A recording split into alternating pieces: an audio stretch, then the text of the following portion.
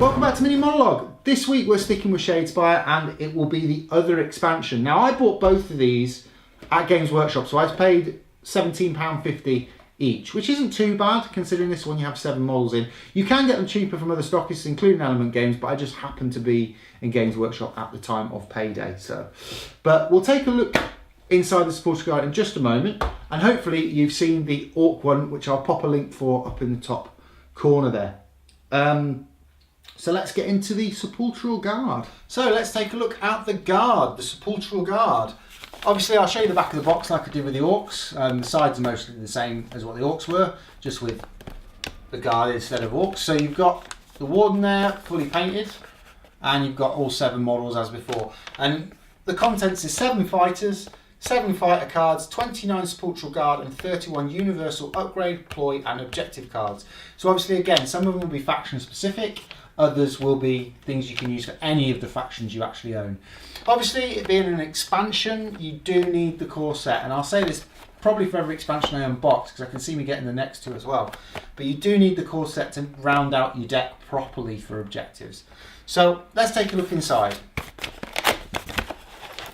So again, it's got this pre-molded plastic and 2 sprues in it. So I'm just going to pop this to the side and we'll get our first sprue out.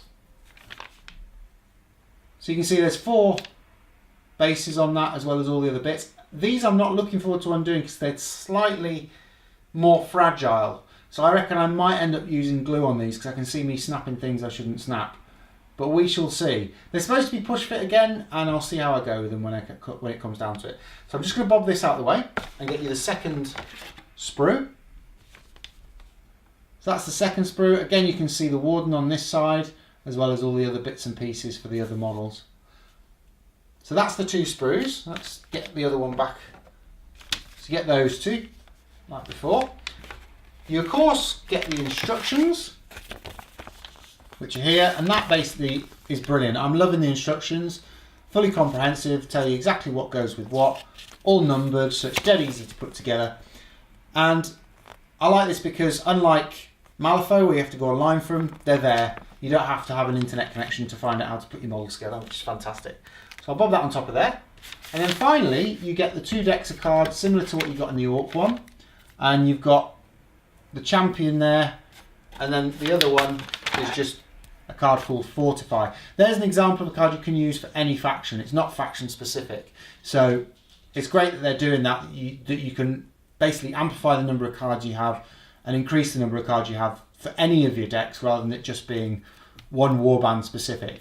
So that's the 2 decks. I won't be opening these for now because I need more card sleeves. And I'm going to do a video about card sleeves at some point in the future, just to give people an idea of whether it's worth buying the proper ones from Games Workshop or whether to just go out and buy some other ones from another retailer.